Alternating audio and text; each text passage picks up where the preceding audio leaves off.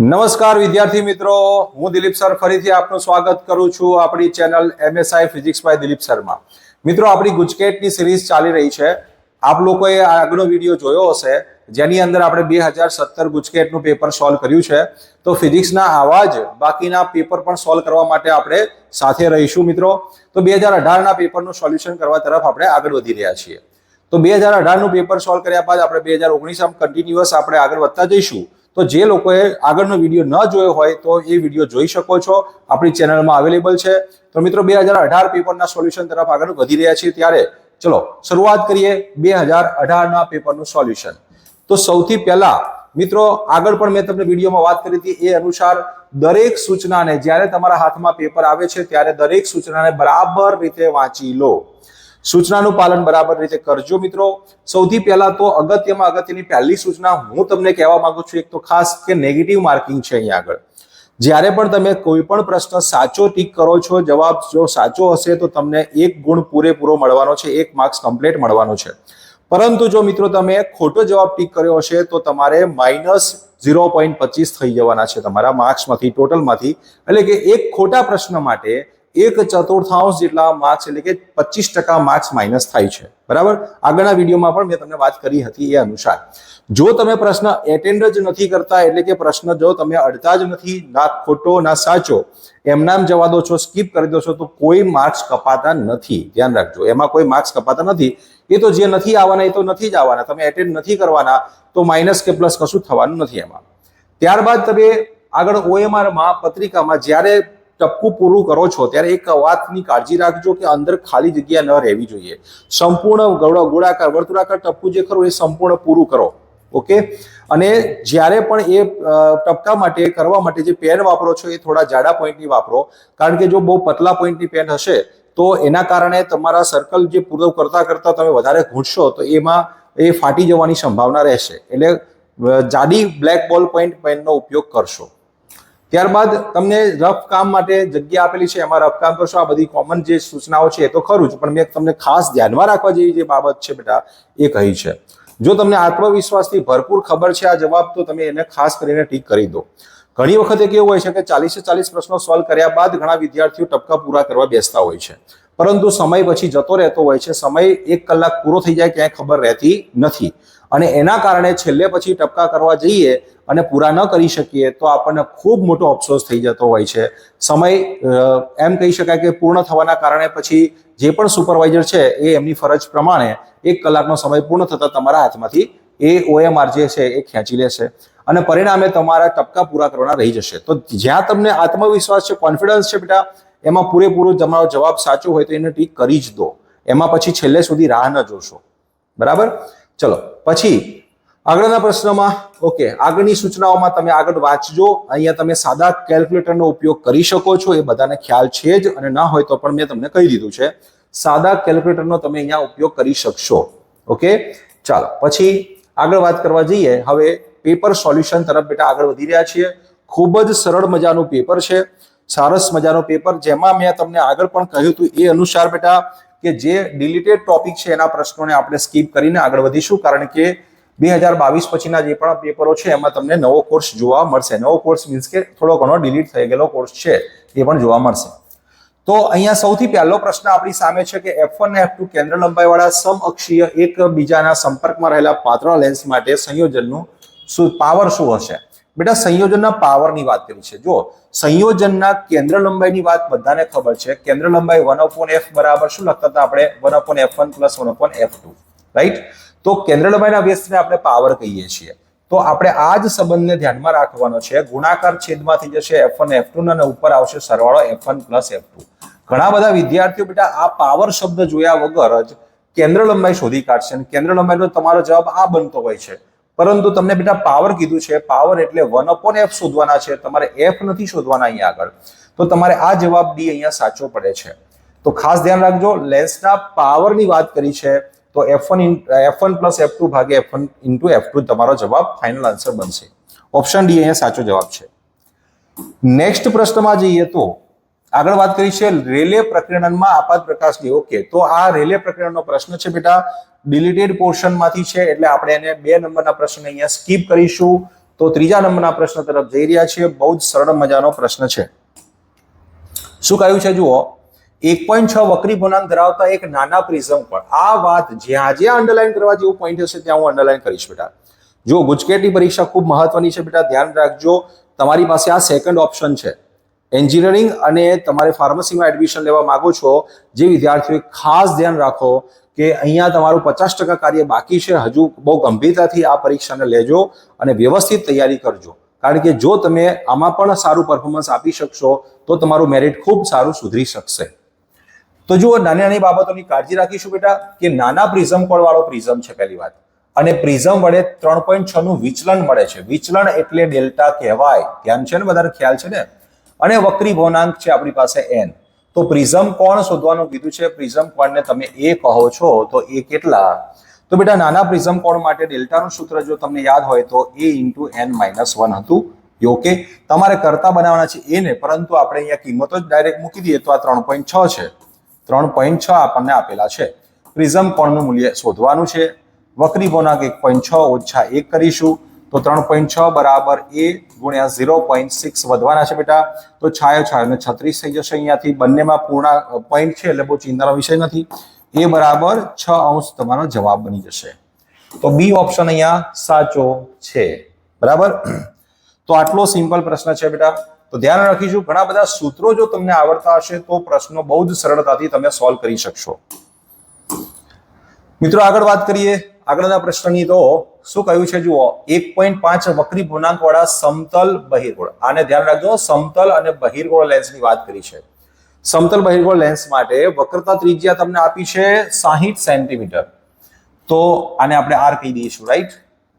તો 1.5 વક્રી ભૂર્ણાંક વાળો સમતલ છે આપણી પાસે, સમતલ બહિર્ગોળ લેન્સ, આને આપણે n કહી દઈએ. તો આગળ કહ્યું છે કે કોઈ કેન્દ્ર લંબાઈ કેટલી. બેટા બહિર્ગોળ લેન્સની વાત આવે છે, બહિર્ગોળ લેન્સની વાત આવે તો કેન્દ્ર લંબાઈ ધન જ હોય, રાઈટ. તો તમે સૌથી પહેલા તો આ બે ને કાઢી નાખો તો આ ઓપ્શન આવવાના જ નથી. બહિર્ગોળ લેન્સની કેન્દ્ર લંબાઈ ધન જ આવશે. બહિર્ગોળ લેન્સની કેન્દ્ર લંબાઈ ધન આવે છે એટલે આ બે ઓપ્શનને દૂર કરો. કરી દીધા? ઓકે. હવે તમારી પાસે જે સૂત્ર છે એ યાદ કરો તો 1/f = કયું સૂત્ર? લેન્સ નિકલ્સ ફોર્મ્યુલાનું. તો n21 - 1 બ્રેકેટમાં 1/r1 - 1/r2 તમે લખતા હતા, રાઈટ. હવે તમારે અહીંયા એકને અનંત લેવાના છે. તો સમતલ બહિર્ગોળ લેન્સ છે તો એકની વક્રતા ત્રિજ્યા તમે અનંત લઈ લેશો એટલે આ 0 થઈ જશે બેટા. અહીંયા 1/∞ આવશે. એટલે તો તમારે શું શોધવું છે? તો કે કેન્દ્ર લંબાઈ શોધવી છે. અહીંયા n ની કિંમત છે 1.5 ઓછા 1 અને r ની કિંમત તમારે અહીંયા 60 મૂકવાની છે બેટા. તો 1/f = 0.5 / 60 થઈ જશે. એટલે 0.5 એટલે 1/3 જ કહેવાય ને, 1/2 એટલે કેટલા થઈ ગયા? 120. તો તમારો જવાબ f કેન્દ્ર લંબાઈ કેટલી બને છે? 120 સેન્ટીમીટર જવાબ બને છે. 120 સેન્ટીમીટર. તો જવાબ આવશે બેટા અહીંયા 120 સેન્ટીમીટર. તો આવી રીતે તમે એ પણ કહી શકો કે અહીંયા જો નેગેટિવ અહીંયા જવાબ આવવાનો નથી, માઇનસમાં જવાબ આવવાનો નથી. એટલે બે તો ઓપ્શન તમારા જતા રહ્યા. 50% માંથી જ કામ બાકી રહ્યું ને ભાઈ. 50% માંથી કામ કરવાનું હતું. જ્યારે સમતલ બહિર્ગોળ લેન્સ આવે તો બે વસ્તુ, પહેલી વાત ધ્યાન રાખશો, માઇનસ નહીં આવવાનું. એટલે બહિર્ગોળ લેન્સ માટે માઇનસ ચિહ્ન આવશે નહીં. બીજી વાત કે સમતલ એક સપાટી એક આવશે તો એક જ r રહેશે છેદમાં. બે r રાખવાના નથી તમારે. વક્રતા ત્રિજ્યા 1/r જ લેવાનું છે. બીજી વાત કે જો વક્રી ભૂર્ણાંક 1.5 આપ્યો હોય તો સીધા અહીંયા r ના ડબલ કરી દેવાના રહેશે. હવે પછી યાદ રાખજો શોર્ટકટ માટે શું કરશો? સમતલ બહિર્ગોળ લેન્સ આપ્યો હોય તો સીધા વક્રતા ત્રિજ્યાના બમણા કરો એટલે કેન્દ્ર લંબાઈ મળી જશે, રાઈટ. પણ બમણા ક્યારે કરવાના? વક્રી ભૂર્ણાંક 1.5 હોય ત્યારે. ક્લિયર છે આટલું? પછી અહીંયા અનિશ્ચિતતા વાળો પ્રશ્ન આપ્યો છે જે ડિલીટેડ પોર્શનનો છે બેટા, એટલે આપણે એને અડવાની જરૂર નથી. હાઇઝનબર્ગના અનિશ્ચિતતાના સિદ્ધાંત પરથી આ પ્રશ્ન છે એટલે આપણે એને ધ્યાનમાં લેતા નથી અત્યારે. પછી આગળ વાત કરી છે જુઓ 6ઠ્ઠા નંબરના પ્રશ્નમાં. 6ઠ્ઠા નંબરનો પ્રશ્ન શું કહ્યું છે? સરસ મજાનો પ્રશ્ન છે, સોલ્વ કરીએ. ચલો, કે 6000 એંગસ્ટ્રોમની તરંગ લંબાઈ વાળા ફોટોની ઉર્જા આપી છે. હું આને λ1 તરંગ લંબાઈ કહી દઉં તો આ ઉર્જાને બેટા E1 કહી દઉં છું. તો 4000 એંગસ્ટ્રોમ તરંગ લંબાઈને આપણે λ2 કહી દઈએ તો એ વખતે એની ઉર્જા E2 કેટલી હશે શોધવાની છે. બેટા યાદ કરો, ઉર્જા E બરાબર hc/λ થાય. ફોટોની ઉર્જાનું સૂત્ર દરેકને આવડવું જોઈએ. તો આ બંને વચ્ચે સંબંધ કેવો થયો બેટા? h અને c તો અચળ છે તો E ચલે છે 1/λ થઈ ગયા. E ચલે છે 1/λ. તો ઈ ચલે છે 1 upon લેમડા હોય તો મારે E2 ની જરૂર છે, તો E2 ભાગ્યા E1 બરાબર લેમડા 1 ભાગ્યા લેમડા 2. જ્યારે ધ્યાન રાખજો વ્યસ્ત સંબંધ હોય તો 2 ની સામે 1, 1 ની સામે 2 વાળું પદ લખવું, એટલે ઊંધો ગુણોત્તર લખો ટૂંકમાં. તો E2 બરાબર E1 ના ગુણ્યા લેમડા 1 upon લેમડા 2. E1 આપણી પાસે 3.2 છે ગુણ્યા 10 ની -19. લેમડા 1 એટલે 6000 એટલે ડાયરેક્ટ 6 લખું અને પેલા 4000 એટલે 4 લખી દો બેટા. તો 3.2 ગુણ્યા 3 ભાગ્યા 2 ગુણ્યા 10 ની -19. જો આ 3 દુને 6 ને 2 દુને 4, એટલે તમારે અહીંયા ગુણાકાર કરવો તો 16 દુને 32 એટલે 1.6 કરી દો બેટા. અહીંયા આગળ 1.6 ગુણ્યા 3 ગુણ્યા 10 ની -19. 16 તરીને 48 એટલે 4.8 ગુણ્યા 10 ની -19 થઈ જશે. તો જવાબ આવશે ઓપ્શન ડી, 4.8 ગુણ્યા 10 ની -19 જૂલ. બહુ જ મજાનો પ્રશ્ન. ચલો ત્યારબાદ શું કહે છે કે સમાન આત્મો પ્રેરકત્વ L ધરાવતા બે ગૂંચળાઓને સમાંતરમાં જોડેલા છે અને આ જોડાણ સાથે એક 5 મિલી હેનરીનો આત્મપ્રેરકત્વ વાળું ગૂંચળું શ્રેણીમાં જોડવામાં આવે છે. તો તમારી પાસે આ રહ્યા બે ગૂંચળાઓ સમાંતરમાં ગૂંચળાઓ સાથે શ્રેણીમાં એક ગૂંચળું જે 5 મિલી હેનરીનું ઇન્ડક્ટન્સ ધરાવે છે, આત્મપ્રેરકત્વ ધરાવે છે. આ બંનેના આત્મપ્રેરકત્વ L જેટલા સમાન છે. તો આ A અને આ B પોઈન્ટ કહી દો અહીંયા આગળ. તો એમની વચ્ચે સમતુલ્ય આત્મપ્રેરકત્વ કેટલું આપ્યું છે? LAB બરાબર તો કે ભાઈ 15 મિલી હેનરી આપેલા છે. સમતુલ્ય, બધાનું સમતુલ્ય કાઢીએ તો બેટા આત્મપ્રેરકત્વને આપણે કઈ રીતે સોલ્વ કરી શકીએ શ્રેણી સમાંતર જોડાણ? તો જેમ અવરોધમાં કરીએ છીએ એ જ રીતે. તો જેવો અવરોધમાં સંબંધ છે V અને I સાથેનો, બસ એવો જ સંબંધ અહીંયા આત્મપ્રેરકત્વ L નો પણ છે. એટલા માટે આ બંને સમાંતરનું સમતુલ્ય બેટા L/2 થાય. બધા જાણીએ છીએ, ખબર છે ને. બે સમાન મૂલ્યના અવરોધો જે રીતે સમાંતરમાં હતા તો આપણે શું લખતા હતા? R/N મુજબ R/2 કરીએ એવી રીતે અહીંયા L/2 થઈ જાય. સમાંતર જોડાણનું સમતુલ્ય આત્મપ્રેરકત્વ થશે. એની સાથે શ્રેણીમાં છે એટલે 5 ને ઉમેરી દો, શ્રેણીમાં સરવાળો કરવાનો છે. બરાબર જવાબ કેટલો? તો કે 15. તો L/2 બરાબર 10 રહેશે બેટા. 5 પેલી બાજુ જશે એટલે માઇનસ થઈ જવાના છે. તો L કેટલા વધ્યા? 10 ની સાથે ગુણાકારમાં 2 લઈ જો એટલે થઈ જશે 20. તો 20 મિલી હેનરી તમારો જવાબ થઈ જશે. તો આત્મપ્રેરકત્વ L નું મૂલ્ય કેટલું મળશે બેટા? તો કે 20 મિલી હેનરી. એટલે ઓપ્શન ડી અહીંયા સાચો જવાબ છે. બરાબર. તો આવી રીતે સરળતાથી તમે સોલ્વ કરી શકશો. જો આગળના પ્રશ્નમાં જઈએ, પ્રશ્ન નંબર 8માં. તો પ્રશ્ન નંબર 8માં શું કીધું છે? ચલો વાંચો તો કે એસી પરિપથમાં એક વિદ્યુત ગોળો તેને લાગુ પડેલ મહત્તમ પાવરના 50% પાવર વાપરે છે. મહત્તમ પાવરનો 50% પાવર. શબ્દ શું વાપરે છે? મહત્તમ પાવર. એનો 50% પાવર. તો લાગુ પડેલ વોલ્ટેજ અને પ્રવાહ વચ્ચે કડા તફાવત કેટલો? બેટા પાવરનું સૂત્ર યાદ કરો તો P બરાબર VRMS IRMS V Ramesh I Ramesh cos phi. હવે 50% પાવર વાપરે છે. 50% પાવર મહત્તમનો. બેટા મહત્તમ કોને કહેવાય? આને કહેવાય. cos phi નું મૂલ્ય તમે 1 લઈ લો એટલે મહત્તમ પાવર થઈ જાય. હવે મારે આનો અડધો કરવાનો થાય પાવર. તો પાવર અડધો, મહત્તમનો અડધો એટલે cos phi નું મૂલ્ય 1/2 થાય તો જ શક્ય બને. cos phi કેટલા હોવા જોઈએ? તો કે 1/2 એટલે અડધો પાવર થઈ જાય કે નહીં? તો કે હા. તો phi કેટલા હોવા જોઈએ બેટા? π/3 રેડિયન. કેમ કે આપણે જાણીએ છીએ કે cos 60 ની કિંમત થાય 1/2 એટલે π/3 તો cos π/3 1/2 થશે. તો માટે જવાબ આવશે અહીંયા π/3. ઓકે, ચાલો આગળનો પ્રશ્ન, પ્રશ્ન નંબર 9 શું કહે છે? પ્રશ્ન નંબર 9 જુઓ, બરાબર રીતે સમજીએ કે કેપેસિટરને ડીસી પ્રાપ્તિ સ્થાન સાથે જોડેલા છે. કોની સાથે? ડીસી પ્રાપ્તિ સ્થાન સાથે જોડેલા છે. તો કેપેસિટરનું રિએક્ટન્સ કેટલું? કેપેસિટરનો રિએક્ટન્સની વાત આવે તો XC બરાબર 1/ωc બરાબર 1/2π/c લખાય તો કે હા. તો બેટા ડીસી ની વાત આવે તો ડીસી માટે આવૃત્તિ 0 હોય તો રિએક્ટન્સ કેવો આવે બેટા? ઇન્ફિનિટી આવે, અનંત આવે.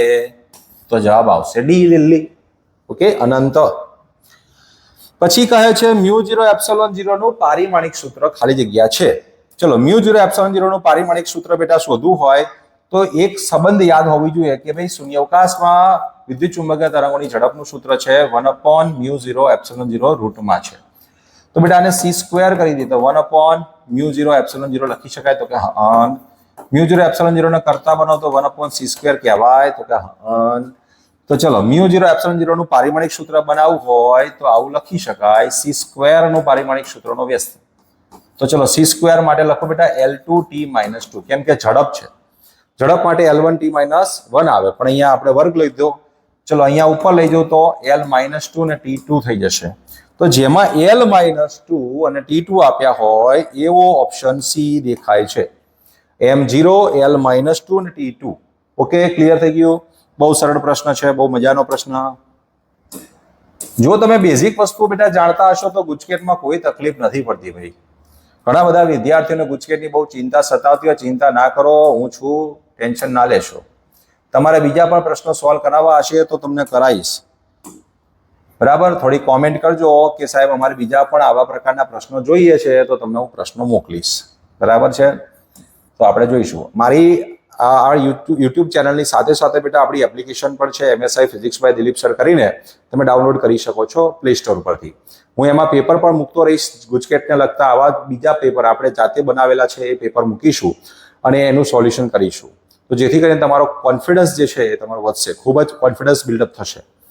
તો કોન્ફિડન્સ વધારવા માટે તમારે ટેસ્ટ આપવા જરૂરી છે. તો એમાંથી હું પેપર મૂકીશ ને પેપરમાંથી તમે ટેસ્ટ આપી અને તમે કમેન્ટ કરી શકો છો તમારે શું જવાબ આવ્યા છે, એટલે કે કેટલા માર્ક્સ આવ્યા છે, સાચા કેટલા પડ્યા છે, તો તમને આઈડિયા આવશે. તો ચલો અહીંયા જોઈએ કોલમ. અહીંયા સામસામે જોડકા જોડો પ્રકારનો પ્રશ્ન છે. જો જોડકા જોડો પ્રકારના પ્રશ્નમાં બહુ જ મજાની વાત, શોર્ટકટ ટ્રીક વાપરીએ આપણે અહીંયા. 4 એ 4 ને ચેક કરવાની જરૂર ખરી. જોઈ લઈએ. વ્યતિકરણ માટે તમને આવડે છે, તમને આ 4 માંથી એકનો તો સંબંધ આવડતો જ હશે, રાઈટ? તો વ્યતિકરણ માટે મને ખબર છે કે શું સંબંધ દુગમત જોવે તો પહેલા સાથે P આવે ફાઇનલ. પહેલા સાથે P ક્યાં છે તો કે આ બેમાં. તો આ બે કાઢી નાખો, જરૂરત શું છે? બરાબર ને? તો આ બેમાંથી એક જવાબ આવશે, નક્કી થઈ ગયું. તો આ બે તો જોવાના જ નહીં આવતા આપણે. પછી આગળ બ્રુસ્ટરનો નિયમ, કદાચ તમે નહીં જાણતા હોય, જૂના સિલેબસમાં હતો, પણ એને આપણે છોડી દઈએ. ચલો, તો માલસના નિયમમાં જઈએ. માલસનો નિયમ તો બધાને ખબર છે, I = I0 cos² θ આવે, એટલે ત્રીજા સાથે S. ચલો, પહેલામાં P ત્રીજામાં S હોય એવો એક જ ઓપ્શન છે આ રહ્યો. જો તો ઓપ્શન B સાચો જવાબ છે. સીધી વાત છે. આગળ વધીએ હવે સરસ મજાની ચર્ચામાં. તો ઓપ્શન B અહીંયા સાચો જવાબ. આવી રીતે શોર્ટકટમાં તમારે લાંબુ વિચારવું જ ન પડે, બહુ જ સરળતાથી પ્રશ્ન સોલ્વ થઈ શકે છે. જુદા જુદા વિકિરણોની આવૃત્તિઓ નીચે મુજબ આપેલી છે બેટા. તો શું કહે છે? આવૃત્તિનો ક્રમ કેવો હશે, કોણ મોટું કોણ નાનું? તો તમને બેટા યાદ હોવું જોઈએ સિક્વન્સ યાદ છે. સૌથી પહેલા તમારી પાસે રેડિયો તરંગો હતા, એટલે 1 નંબર આપી દો આને. એના પછી નીચેના સિક્વન્સમાં દ્રશ્ય પ્રકાશના તરંગો આવતા હતા. એના પછી ત્રીજા નંબરે આપણા અલ્ટ્રાવાયોલેટ તરંગો આવતા હતા. તો જેમ સિક્વન્સમાં આગળ વધતા હતા એમ આવૃત્તિ વધતી જતી હતી, તરંગ લંબાઈ ઘટતી જતી હતી. તો આવૃત્તિમાં વધારો, તરંગ લંબાઈમાં ઘટાડો થાય તો પહેલા સૌથી ઓછામાં ઓછી આવૃત્તિ રેડિયો તરંગોની એટલે FR < FV વિઝિબલ લાઇટ, અને છેલ્લે અલ્ટ્રાવાયોલેટ. ઓપ્શન B સાચો જવાબ છે, રાઈટ? આ રીતે તમે જોઈને કહી શકો છો. આપણે સરળ છે એકદમ. પણ જો કદાચ આ પ્રશ્ન બદલીને પૂછાય તો કેવી રીતે પૂછાય? તો તરંગ લંબાઈનો સંબંધ પૂછાય બેટા. આ જ વસ્તુ તરંગ લંબાઈમાં આવે તો આ લેસની જગ્યાએ ગ્રેટર ધેન થઈ જશે.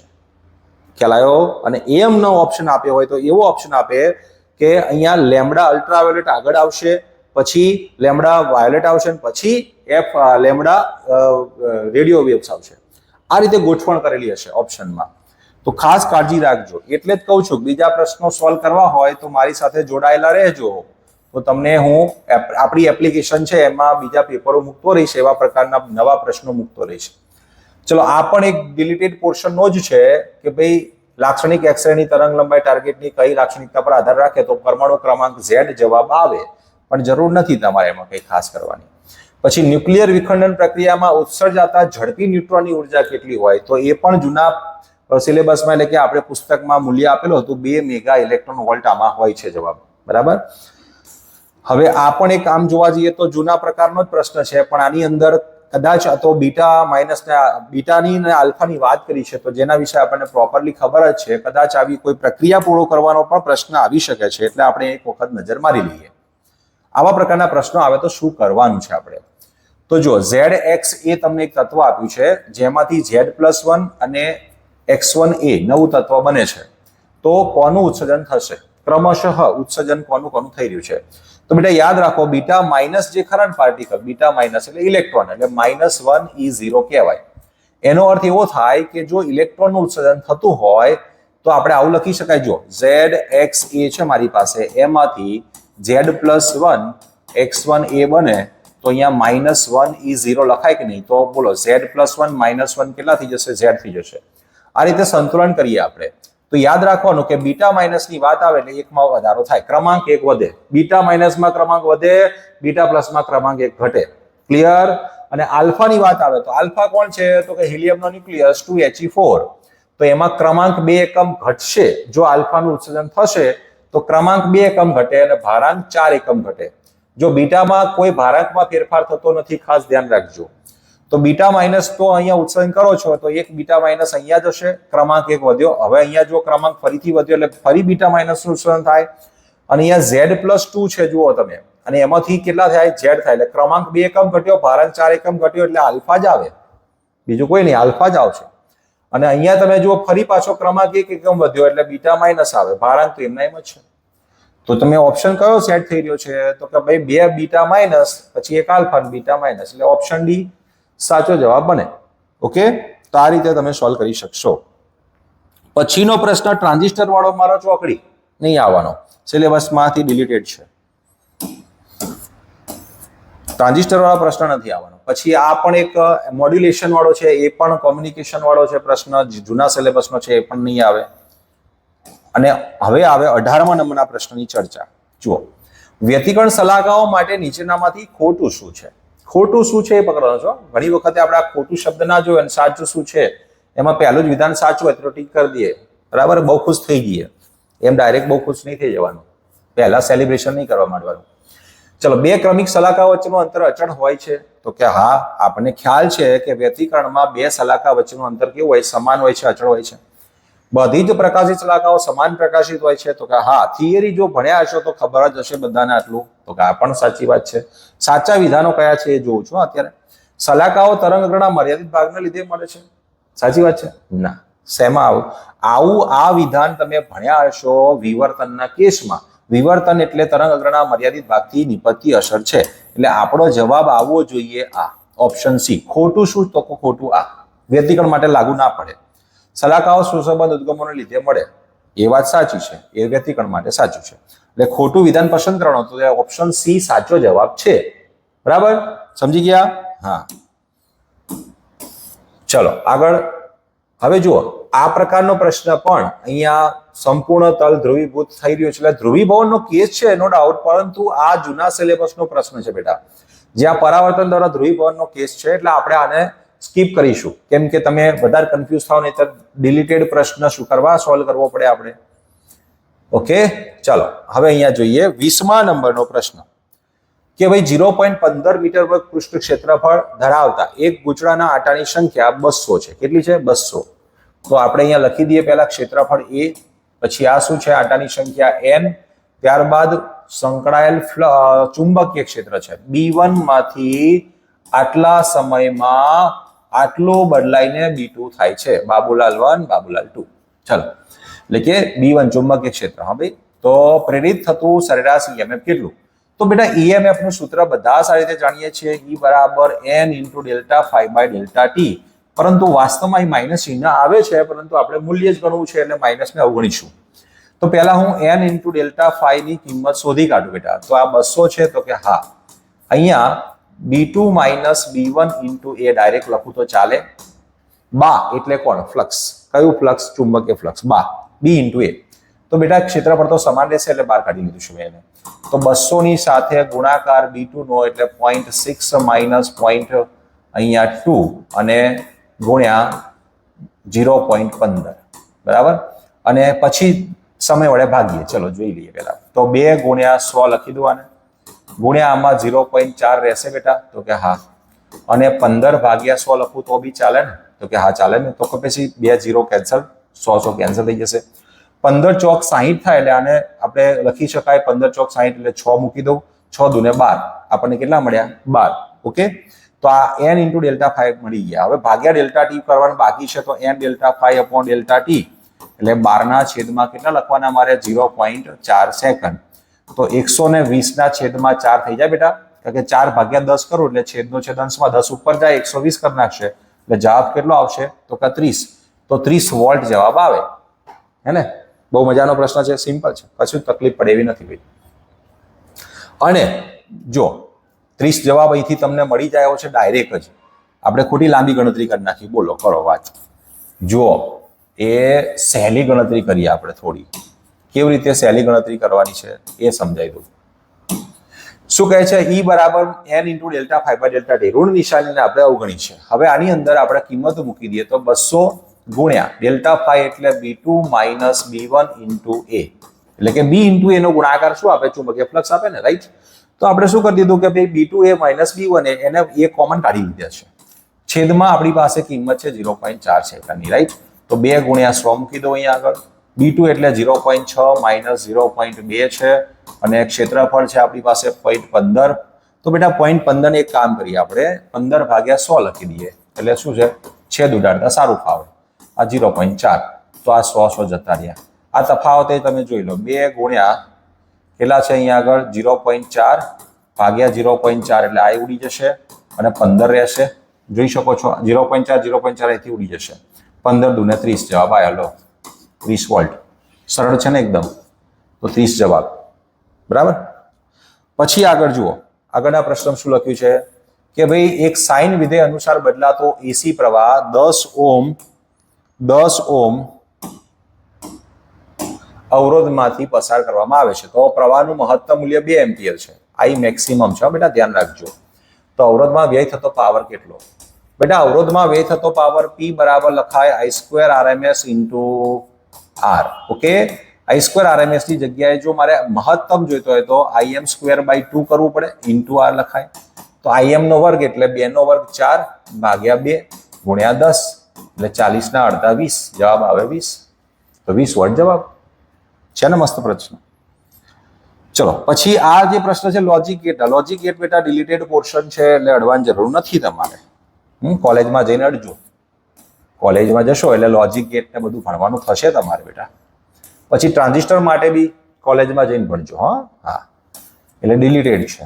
રેડિયો એક્ટિવ તત્વોનો અર્થ આવ્યું, ભણી ગયા છો કેમિસ્ટ્રીમાં. આમાં નથી આવતું, આપણે ડિલીટ કરી નાખ્યું છે. હતું ખરું, પહેલા કાઢી નાખ્યું છે.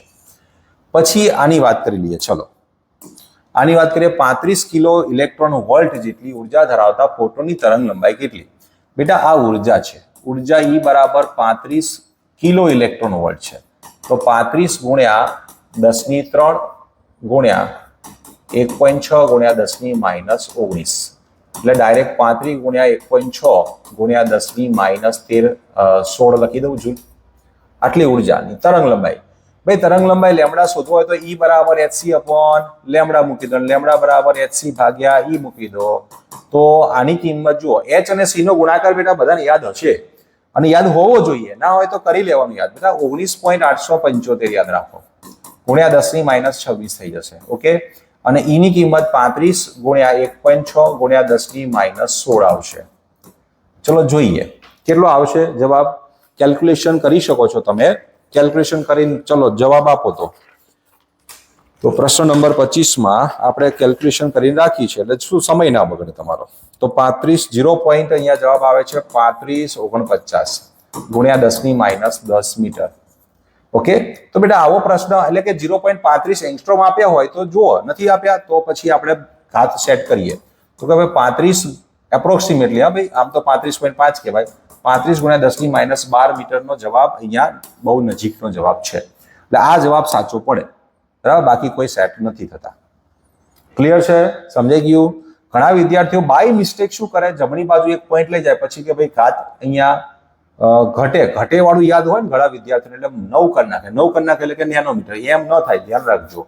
જમણી જાવ એટલે ઘટે એટલે માઇનસ મૂકવું એટલે -11 ઘાત થઈ જાય બેટા. ઓકે, તો ભૂલ ના થાય એનું ખાસ ધ્યાન રાખવું. નવો પ્રશ્ન જો 26મા નંબરના પ્રશ્નમાં શું લખ્યું છે? અવાહક, વાહક અને અર્ધવાહક પદાર્થોની બેન્ડ ગેપ ઉર્જાઓ આપી છે. Eg1, Eg2 અને Eg3 છે. તો આ ત્રણેય બેન્ડ ગેપ વચ્ચેનો સંબંધ શું હશે બેટા? તો ત્રણેય બેન્ડ ગેપ વચ્ચેનો સંબંધ જાણવો છે આપણે. તો સૌથી મોટી બેન્ડ ગેપ ઉર્જા બેટા અવાહકમાં હોય. અવાહકમાં તમને ખબર છે કે વેલેન્સ અને કન્ડક્શન બેન્ડ વચ્ચે મોટો ઉર્જાનો તફાવત હોય છે એટલે કે >3 ઇલેક્ટ્રોન વોલ્ટ હોય છે. આપણે આ રીતે જાણીએ છીએ. Eg2 કોના માટે છે? તો વાહક માટે, જે સૌથી ઓછો હોય છે, લગભગ 0 હોય છે. અને Eg3 ની વાત કરીએ તો એ ઉર્જા બેન્ડ ગેપ ખરો એ <3 ઇલેક્ટ્રોન વોલ્ટ હોય છે એટલે એ વચગાળાનું મૂલ્ય કહી શકાય. તો Eg1 કેવા છે? તો કે ભાઈ મોટા છે Eg2 2 કરતા એ ફાઇનલ છે, EG2 કરતા મોટા એ વાત નક્કી છે, અને EG3 કેવા છે તો કે EG2 કરતા મોટા છે, એટલે આ ઓપ્શન સી અહીંયા સાચો જવાબ સેટ થઈ રહ્યો છે. જુઓ, બાકીના બધા કરતા આ પ્રશ્નમાં વધારે આ રીતે સાચો જવાબ અહીંયા પરફેક્ટ આ જવાબ છે આપણી પાસે. કેવા EG1 ઇઝ ગ્રેટર ધેન કેવા EG3 પણ છે, અને EG1 is greater than EG2 પણ છે. ઓકે, અને EG2 is less than EG3 હોવા જોઈએ, એટલે આ રીતે ઓપ્શન સી સાચો જવાબ ફિટ બેસે છે. ક્લિયર? સમજ પડી ગઈ દરેકને બેટા? આગળ વધીએ તો સમાન મૂલ્યના 3 વિદ્યુત ભારો ચોરસના 3 શિરોબિંદુઓ પર મૂકેલા છે. જો Q1 અને Q2 વચ્ચે લાગતું કુલંબ બળ F12 હોય અને Q1 અને Q3 વચ્ચે લાગતું કુલંબ બળ F13 હોય તો F13 અને F12 નો ગુણોત્તર. બેટા ગુણોત્તર માંગ્યો છે તમારી પાસે. Q મૂલ્યના સમાન વીજભારો, અહીંયા આપણે નંબર 1 કહી દઈએ, અને નંબર 2 કહી દઈએ, અને નંબર 3 કહી દઈએ બેટા. તો 2 વડે 1 ઉપર લાગતું બળ આ દિશામાં આવે, જેને F12 કહી દઈએ. 3 વડે 1 પર લાગતું બળ આ દિશામાં આવે, જેને F13 કહી દઈએ બેટા. તો જોઈ શકો છો તમે કે F13 માટે જો આની અંતર R લઈ લઈએ, સાઈડ જે લંબાઈ છે બાજુની એ R લઈ લઈએ, તો બેટા √2R હોય. ઓકે, બરાબર સમજજો. તો F13 ની વાત કરું તો એ મને કેટલા મળશે કે Q² બાય √2R નો વર્ગ, એટલે 2R² થઈ જશે. અને F12 ની વાત કરીએ તો F12 બરાબર લખી શકાય કે Q² બાય R² થઈ જશે. તો બેટા આ બેનો ગુણોત્તર લઈએ તો 1/2 રહેશે. જો તમે આનો ગુણોત્તર લેશો તો આ બે ઉડી જશે, અને 1/2 જવાબ અહીંયા બાકી રહેશે. તો 1/2 આન્સર સી સાચો છે અહીંયા આગળ. બરાબર, ભૂલ ના થાય, ધ્યાન રાખજો. ત્યારબાદ છે આપણી પાસે કોઈ બંધ પૃષ્ઠ સાથે ઘેરાતો વિદ્યુત ભાર 10 માઇક્રોકુલમ છે. કેટલો છે બેટા? 10 માઇક્રોકુલમ વિદ્યુત ભાર બંધ પૃષ્ઠમાં ઘેરાયેલો છે. એ આ રહ્યો આપણી પાસે બંધ પૃષ્ઠ, 10 માઇક્રોકુલમ વિદ્યુત ભાર.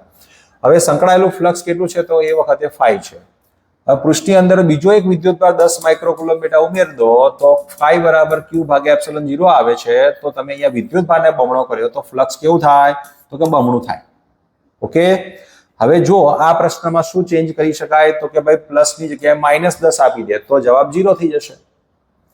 ખાસ ધ્યાન રાખજો, એક ખાલી નાનકડી આટલી લાઈન દોરી દેવામાં આવે, એટલે કે ઋણની નિશાની મૂકી દેવામાં આવે તો જવાબ તરત જ બદલાઈને ડી થઈ જશે. પરંતુ અહીંયા આપણી પાસે 10 ધન છે એટલે આપણે ઉમેર્યા છે. બંને ઋણ હશે તોય ડબલ થઈ જશે, બંને ધન હશે તોય ડબલ થઈ જશે, પણ ધન ઋણ થયા તો કુલ વીજભાર 0 થઈ જાય તો 0 જવાબ આવે. એટલે અત્યારે હાલ તો 2/5 જવાબ સાચો છે. ચલો, એ પછી શૂન્યાવકાશમાં એકબીજાથી અમુક અંતરે મૂકેલા 2 બિંદુઓ વિદ્યુત ભારો છે, એમની વચ્ચે લાગતું બળ 16 ન્યૂટન છે. જો આજ 2 વિદ્યુત ભારોને આટલા જ અંતરે 8 જેટલો ડાયલેક્ટ્રિક અચળાંક ધરાવતા માધ્યમમાં મૂકવામાં આવે તો લાગતું બળ, બહુ જ સરળ પ્રશ્ન છે ભાઈ, મીડિયમમાં લાગતું બળ શૂન્યાવકાશ કે હવામાં લાગતા બળ કરતા કેમાં ભાગનું હોય, એટલે 16/8 એટલે કે જવાબ 2 ન્યૂટન આવે. 2 ન્યૂટન જવાબ. બહુ જ સિમ્પલ પ્રશ્ન છે, મજાનો પ્રશ્ન. હવે આમાં શું ફેરફાર કરી શકાય બેટા કે અહીંયા કીધું છે કે માધ્યમમાં મૂકવામાં આવે છે. આની જગ્યાએ કદાચ એવું પૂછે કે ભાઈ માધ્યમમાં લાગતું બળ 16 ન્યૂટન છે, અને જો તમને એમ કહે કે ડાયલેક્ટ્રિક અચળાંક ધરાવતું માધ્યમ દૂર કરવામાં આવે તો હવે કેટલું બળ લાગશે, તો શું થઈ જાય? જવાબ આપો કોમેન્ટમાં. ચલો કોમેન્ટ કરજો મને જવાબ. બરાબર, મને ખબર પડે કેટલા લોકો ભણી રહ્યા છે, બરાબર સમજી રહ્યા છે વાતને. અણુની ધ્રુવીયતાનો એકમ બેટા આ જૂના કોર્સમાં પણ લખેલો હતો, પણ નવા કોર્સમાં લખેલો નથી, પણ આપણને આવડવું જોઈએ કે ભાઈ કુલ વિદ્યુત ડાયપોલ મોમેન્ટ, જે પ્રેરિત વિદ્યુત ડાયપોલ મોમેન્ટ છે વિદ્યુત ક્ષેત્રના સમપ્રમાણમાં હોય છે, તો P બરાબર લખવો હોય તો આલ્ફા અચળાંક મૂકવો પડે. તો આલ્ફાને કહેવાય અણુની ધ્રુવીયતા, તો P ભાગ્યા E લખાય. તો આના ઉપરથી કુલમ ઇન્ટુ મીટર થઈ જાય મોમેન્ટનો એકમ, અને વિદ્યુત ક્ષેત્રનો એકમ ન્યૂટન પ્રતિ કુલમ, તો કુલમ સ્ક્વેર ઇન્ટુ મીટર પ્રતિ ન્યૂટન. કયો ઓપ્શન સાચો જોઈ લો. ઓપ્શન સી સાચો જવાબ દેખાય છે. કુલમ સ્ક્વેર ઇન્ટુ મીટર પ્રતિ ન્યૂટન જવાબ આવે. બહુ મજાનો પ્રશ્ન, સરળ છે. એ પછી આગળ પ્રશ્ન જુઓ. વિદ્યુત ડાયપોલની અક્ષ પરના અને વિષુવરેખા પરના કોઈ પણ બિંદુ પાસે ખાલી જગ્યા, એટલે 4 ઓપ્શનમાંથી ચેક કરો. બેટા અક્ષ પર શું સ્થિતિમાન 0 હોય તો કે ના હોય, એટલે આ ઓપ્શન ના આવે. બંને પર તો કે ના, બંને પર તો કે ના. અક્ષ પર યસ, આ સાચું. V નોટ ઇક્વલ ટુ 0 હોય છે. વિષુવરેખા ઉપર 0 હોય ફરજિયાત ખબર છે આપણને. વિષુવરેખા ઉપર તો 0 જ રહે સ્થિતિમાન. ઓકે, અને અક્ષ ઉપરની વાત કરીએ તો પ્લસ અને માઇનસ ચિહ્ન સાથે મૂલ્ય આવશે. એટલે ઓપ્શન ડી અહીંયા સાચો જવાબ છે. પછી આગળ કહે છે એક વાહકતાનું તાપમાન વધારવામાં આવે તો વાહકતાની વાત કરો. તાપમાન વધારતા વાહકતા એટલે સિગ્મા ઘટે. કોના માટે? તાર છે, તાર, ધ્યાન રાખજો. અને અવરોધકતાની વાત કરો તો એ વધે, રો છે, રો. તો બેટા ગુણોત્તર માંગ્યો છે સિગ્મા અપોન રો નો. તો સિગ્મા અપોન રો નો ગુણોત્તર એટલે વાહકતા અને અવરોધકતાનો ગુણોત્તર. જો આ ઘટે અને આ ભાગ્યા વધે તો ગુણોત્તર ઓર ઘટે. જવાબ શું આવશે? ઘટે. સમજ્યા ને? હા, તો ઠીક છે. આગળ પ્રશ્નમાં જોઈએ કે ભાઈ તમને 10 અવરોધો આપેલા છે. કેટલા? 10 અવરોધો. દરેકનો અવરોધ કેટલો છે? તો કે 2 ઓહ્મ અવરોધ છે દરેકનો, 2 ઓહ્મ. તો તમને પ્રથમ શક્ય લઘુત્તમ અવરોધ મેળવવા માટે કહેવામાં આવ્યો છે અને પછી ત્યારબાદ શક્ય મહત્તમ અવરોધ મેળવવા માટે જોડવામાં આવે છે. તો મહત્તમ ને લઘુત્તમ અવરોધનો ગુણોત્તર કેટલો થાય? બેટા શક્ય લઘુત્તમની વાત કરીએ તો આર મિનિમમ બરાબર સમાંતરમાં જોડો તો લઘુત્તમ આવે કે આર અપોન એન અનુસાર 2/10 થાય. ઓકે. અને આર મેક્સિમમ ની વાત કરીએ તો એન ઇન્ટુ આર થાય એટલે 2 ગુણ્યા 10 એટલે 20 થઈ જાય છે આ બેનો ગુણાકાર. ઓકે, 20 આવશે અહીંયા આગળ. હવે તમને શું કીધું છે? આર મેક્સિમમ અને આર મિનિમમ નો ગુણોત્તર કીધો છે ને. તો મેક્સિમમ 20 અપોન 2/10 એટલે ઉપર જ્યાં 200/2 એટલે 100. તો 100 ઓહ્મ જવાબ, સોરી ગુણોત્તર છે, 100 ગુણોત્તર આવશે. જવાબ શું આવ્યો? 100. સમજ્યા ને આખી વાત? ક્લિયર છે?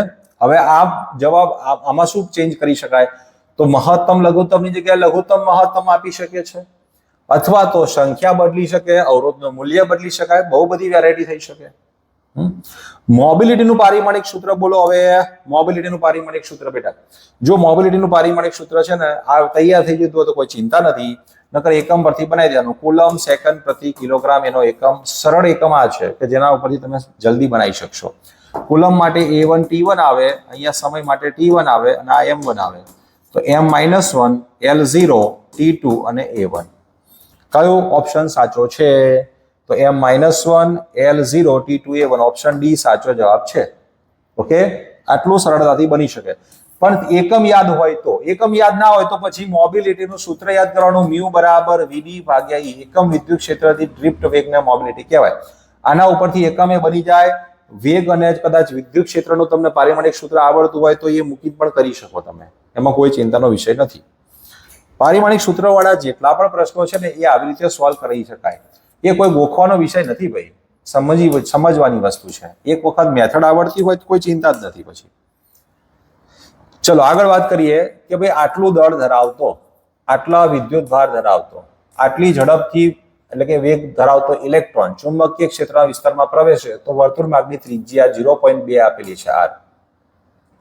તો ક્ષેત્રની તીવ્રતા બી કેટલા? બી ચુંબકીય ક્ષેત્ર શોધવું છે બેટા. તો યાદ છે, જો કદાચ તમને ડાયરેક્ટ સૂત્ર ત્રિજ્યાનું યાદ ના આવે તો શું કરવું એ કહી દઉં પહેલા. તો આપણને ખબર છે કે ભાઈ વર્તુળ માર્ગે ચુંબકીય ક્ષેત્રમાં ગતિ કરતો હોય તો ચુંબકીય બળ એ કેન્દ્રગામી બળ પૂરું પાડે. અહીંથી વી ઉડાડી દીધો હોય તમે તો mv ભાગ્યા આર બરાબર ક્યુબી થઈ જાય, એટલે કે આર બરાબર mv અપોન ક્યુબી લખાય. જો સૂત્ર યાદ હોય તો કોઈ ચિંતા જ નથી બેટા. આપણને યાદ ના હોય તો આપણી પાસે મેથડ હોવી જોઈએ. આટલું ખબર હોય એટલે પછી કોઈ ચિંતા જ નહીં. હવે તમને આમાંથી ગમે તે શોધવાનું પૂછે, ઝડપ શોધવાનું પૂછે, ચુંબકીય ક્ષેત્ર શોધવાનું પૂછે, દળ શોધવાનું પૂછે, વિદ્યુત ભાર શોધવાનું પૂછે, અથવા તો વી બરાબર આર ઓમેગા કરીને કોણીય ઝડપ શોધવાનું પૂછે તોય આવડે, આવર્તકાળ શોધવાનું પૂછે તોય આવડે, આવૃત્તિ શોધવાનું પૂછે તોય આવડે. લો કેટલા બધા સૂત્રો બને છે. બી ને કરતા બનાવો ને પછી બધી વાત. તો mv ભાગ્યા QR. ચલો 9.1 ગુણ્યા 10⁻31 વી બરાબર 10⁶ છેદમાં વિદ્યુત ભાર 1.6 ગુણ્યા 10⁻19 અને ત્રિજ્યા 0.2. હવે ગણતરી કરવાની થઈ. તો ગણતરીમાં બહુ સરળ ગણતરી છે. આમ તો 2 સ્ટેપમાં ગણતરી પતી જશે. જો તમારી પાસે કેલ્ક્યુલેટર હોય તો ફટાફટ કોમેન્ટ કરીને જવાબ લખી શકો છો. તો બી ની કિંમત આપણે ગણતરી કરીએ તો 2 પોઈન્ટ આપણને મળી રહ્યા છે 84 ગુણ્યા 10⁻5. મેં ગણતરી કરી ત્યારે મને આટલો જવાબ મળ્યો છે. તો 2.84 ગુણ્યા 10⁻5 જવાબ આવે છે. તો -5 તો ઓલરેડી અહીંયા લખી દીધા છે એટલે 2.84 વાળો એક જ જવાબ છે. ઓપ્શન એ સાચો જવાબ છે. ઓકે, ક્લિયર થઈ ગયું? આગળ કહે છે જુઓ 50 ઓહ્મ અવરોધ ધરાવતા ગેલ્વેનોમીટરમાંથી 10 મિલી એમ્પિયરના પ્રવાહ પસાર કરતા તે પૂર્ણ સ્કેલ આવર્તન આપે છે. ભાઈ આ અવરોધ કોનો? ગેલ્વેનોમીટરનો. જી આટલા આપે છે. 10 મિલી એમ્પિયરનો પ્રવાહ, જેને પ્રવાહ ક્ષમતા IG બોલાય, પૂર્ણ સ્કેલ કીધું છે ને, એટલે પૂર્ણ સ્કેલ આવર્તન જે પ્રવાહ માટે મળે એને શું કહેવાય છે? પ્રવાહ ક્ષમતા. ગેલ્વેનોમીટરના 100 વોલ્ટની ક્ષમતાવાળા V બરાબર 100 વોલ્ટની ક્ષમતાવાળા વોલ્ટમીટરમાં ફેરવવા માટે શ્રેણીમાં આટલો અવરોધ જોડવો જોઈએ. કેટલો? RS અવરોધનું મૂલ્ય શોધવાનું છે. તો ગેલ્વેનોમીટર માટે શ્રેણી અવરોધનું સૂત્ર યાદ કરો તો V ભાગ્યા IG માઇનસ G. IG એટલે આ પ્રવાહ ક્ષમતા છે બેટા, હો ભૂલ ના થાય. પ્રવાહ ક્ષમતા છે IG એટલે. હવે અહીંયા આગળ V નું મૂલ્ય કેટલું આપ્યું છે? તો કે ભાઈ 100. જોજો હા, મિલી એમ્પિયર કીધો છે. 10 મિલી એમ્પિયર પ્રવાહ કીધો હોય તો કે 10 ગુણ્યા 10 ની માઇનસ 3 લખાય, એટલે કે 10 ની માઇનસ 2, એટલે 1 ભાગ્યા 100 બોલી દઉં. 1 ભાગ્યા 100 લખી દઉં તો કે હા, અહીંયા 50. તો કેટલા થયા? 10,000 માંથી 50 ઓછા કરવાના, એટલે 9,950 ઓહ્મ જવાબ આવે. 9,950 જવાબ. સી ઓપ્શન સાચો છે. ઓકે, આગળ વાત. નવા પ્રશ્નમાં જઈએ. શું કહે છે? 37મા નંબરનો પ્રશ્ન. સરસ મજાનો પ્રશ્ન છે, જોયો. 5 એમ્પિયર જેટલો વિદ્યુત પ્રવાહનું વહન કરતા બે અતિ લાંબા સૂર્યક સમાંતર તારો વચ્ચે અંતર 1 મીટર છે. જો વિદ્યુત પ્રવાહો એક જ દિશામાં, અંડરલાઈન કરું છું, એક જ દિશામાં વહેતા હોય તો એકમ લંબાઈથી તેના પર બળ કેટલું લાગશે? જો પહેલી વાત, એક જ દિશામાં હોય તો શું થાય? તો કે આકર્ષણ થાય. એટલે અપાકર્ષણ વાળા તો કેન્સલ કરો, કાઢી જ નાખો. એટલે બે માંથી સિલેક્ટ કરવાની રહ્યા બેટા આપણે. હવે ગણતરી કરીએ, ચલો જોઈએ. તો F બરાબર શું હોય? સૂત્ર યાદ કરો તો μ0 I1 I2 L. L લખીએ છીએ ને, પણ આપણે એકમ અંતર કહી દીધું એટલે L ને 1 મૂકી દો. અપોન 2 પાઈ Y. Y એટલે અંતર બે તાર વચ્ચેનું, એ પણ 1 મીટર છે. આ બેનો ગુણોત્તર તો બધાને યાદ હોવો જોઈએ. 2 ગુણ્યા 10 ની માઇનસ 7 જ થાય બેટા, કારણ કે μ0 ની કિંમત 4 પાઈ 10 ની માઇનસ 7 થાય અને અપોન 2 પાઈ છે, એટલે 2 ગુણ્યા 10 ની માઇનસ 7 લખી દઈએ ને આપણે. I1 અને I2 બે પ્રવાહ સરખા, એટલે 5 ગુણ્યા 5 ભાગ્યા અંતર કીધું ને 1 મીટર. 25 દૂને 50. 50 ગુણ્યા 10 ની માઇનસ 7, એટલે 5 ગુણ્યા 10 ની માઇનસ 6. શું? તો કે આકર્ષણ. 5 ગુણ્યા 10 ની માઇનસ 6 ન્યૂટન પ્રતિ મીટર. આટલું તમને બળ મળે એકમ લંબાઈ દીઠ. આવડશે? જો તમને ડાયરેક્ટ ખબર પડી જાય બે ઓપ્શન તો આવવાના જ નથી ભાઈ, અપાકર્ષણ છે એટલે. જો તમને વિરુદ્ધ દિશામાં કીધું હોય તો જ અપાકર્ષણ આવે. જો અહીંયા સમાન દિશા છે એટલે આકર્ષણ જ આવે. એટલે બે ઓપ્શન માંથી સિલેક્ટ કરવાના રહ્યા ને, 50% આપણે કાઢી નાખ્યા. કોણ બનેગા કરોડપતિ જેવું. નેક્સ્ટ જુઓ. 8 ત્રિજ્યા ધરાવતા અતિ લાંબા સૂર્યવાહક તારમાંથી I જેટલો વિદ્યુત પ્રવાહ પસાર થઈ રહ્યો છે, તો તારની અક્ષથી A જેટલા લંબ અંતરે, જ્યાં આ જો ના જોયું તો ભૂલ થાય, આની જો ભૂલ થશે. ચુંબકીય ક્ષેત્રની તીવ્રતા B બેટા બરાબર જુઓ. તારની ત્રિજ્યા R આપી છે, બરાબર. આપણને પુસ્તકમાં જો તમને યાદ હોય તો તારની ત્રિજ્યા જે છે ને એ આપેલી હતી, એટલે થોડું કન્ફ્યુઝન થઈ શકે કદાચ, એવું બને. I જેટલો વિદ્યુત પ્રવાહ પસાર, તારની ત્રિજ્યા કરતા અંદરનો ભાગ થયો ને બેટા એ, એટલે તો કે હા, તો ત્રિજ્યા કરતા અંદરનો ભાગ એટલે અંદરના ભાગમાં B ચલે છે, શું આવે? A. સીધું વાત. અંદરના ભાગમાં સમપ્રમાણતામાં વધારો થાય, ક્ષેત્ર વધતું જાય, સપાટી સુધી મહત્તમ, સપાટી પર મહત્તમ મળશે, અને બહારના ભાગમાં અંતરના વ્યસ્ત પ્રમાણમાં ઘટશે. પછી બહારનો ભાગ કીધો હોય તો એ આવત, પણ અહીંયા અંદરનો ભાગ છે ને, એટલા માટે ઓપ્શન ડી સાચો જવાબ પડે. 38મા નંબરના પ્રશ્નમાં આવું થાય. જ્યારે એક પદાર્થને અનિયમિત ચુંબકીય ક્ષેત્રમાં મૂકવામાં આવે છે ત્યારે પ્રબળ ચુંબકીય ક્ષેત્ર તરફ પરિણામી બળ અનુભવે છે. પણ કેવું બળ અનુભવે? તો કે નબળું. તો એ પદાર્થ કયો હોય? તો કે ભાઈ પેરામેગ્નેટિક. ડાયા હોય તો અપાકર્ષાય, એ ફાઇનલ છે. ડાયામેગ્નેટિક પદાર્થને જ્યારે તમે ચુંબકીય ક્ષેત્રમાં મૂકો તો એ અપાકર્ષાય. જો પેરા અને ફેરો આ બેમાંથી પસંદ કરવાના, એ વાત ફાઇનલ હતી કે ફેરોમથી કે પેરોમથી આવશે. તો પેરામેગ્નેટિક પદાર્થ હોય ને એ અને ફેરોમેગ્નેટિક બંને આકર્ષાય અનિયમિત ચુંબકીય ક્ષેત્રમાં. પણ નબળું કે એટલે પેરામેગ્નેટિક. પેરામેગ્નેટિક માટે અહીંયા આગળ ચુંબકીય જે તીવ્રતા છે ટૂંકમાં ત્યાં પ્રબળતા ઓછી મળે, ચુંબકીય ક્ષેત્ર થોડું નબળું, અને આમાં ચુંબકીય ક્ષેત્ર વધુ પ્રબળ આવે. બેટા નબળું આકર્ષણ એટલા માટે આના ઉપર આવે પેરામેગ્નેટિકમાં, બરાબર છે, ભૂલ ના થાય. 40મા નંબરનો પ્રશ્ન આમ તો કાઢી નાખેલો છે બેટા, ડિલીટેડ પોર્શન માંથી છે, પરંતુ જો તમારે આવું કેવું જ કહેવાય કે BV BH અને B વચ્ચેનો સંબંધ, એટલે પૃથ્વીના ચુંબકીય ક્ષેત્રના બે ઘટકો આવી રીતે હતા બેટા. એક હતો હોરિઝોન્ટલ અને એક હતો વર્ટિકલ ઘટક BV અને એનું પરિણામી ચુંબકીય ક્ષેત્ર બી અહીંયા મળતું હતું આપણને. એટલે આ બંને સદિશોના પરિણામી સદિશની વાત થઈ ગઈ ને, તો બી બરાબર વર્ગમૂળમાં BV સ્ક્વેર ને BH સ્ક્વેર આવે. પણ આની બહુ જરૂર નથી, તમારે કાઢી નાખેલો પ્રશ્ન છે એટલે પૂછાવાનું નથી. પૃથ્વીના ચુંબકીય ક્ષેત્રની ચર્ચા જ નથી આપેલી, તો પછી ક્યાંથી પ્રશ્ન પૂછાવાનો? ચલો 40 પ્રશ્નો સફળતાપૂર્વક આપણે સોલ્વ કર્યા છે. અને મિત્રો તમે આવી જ રીતે ઉત્સાહપૂર્વક ભાગ લેતા રહેજો, આપણી ચેનલ સાથે જોડાયેલા રહેજો. આવતા હવે પછીના વિડીયોમાં આપણે 2019નું પેપર સોલ્વ કરવા જઈ રહ્યા છીએ. તો 2017 અને 18ના પ્રશ્નપત્રના પેપર આપણે પ્રશ્નો સોલ્વ કરી દીધા છે. તો હવે મજાથી આપણે આગળ વધીશું. અને જો રિવિઝન કરીને બેસશો તો તમને બહુ મજા આવશે. જો શક્ય બને તો તમારી પાસે એક ફોર્મ્યુલા શીટ હોવી જોઈએ, અને જે ઇમ્પોર્ટન્ટ ટોપિક્સ છે એના નોટ્સ હોવી જોઈએ. જો શોર્ટ નોટ્સ તમારી પાસે અવેલેબલ હોય તો એ લઈને સાથે બેસો, જેથી કરીને તમે સરળતાથી આ પ્રશ્નોને સોલ્વ કરી શકશો. બરાબર છે? મળીએ ત્યારે નવા વિડીયો.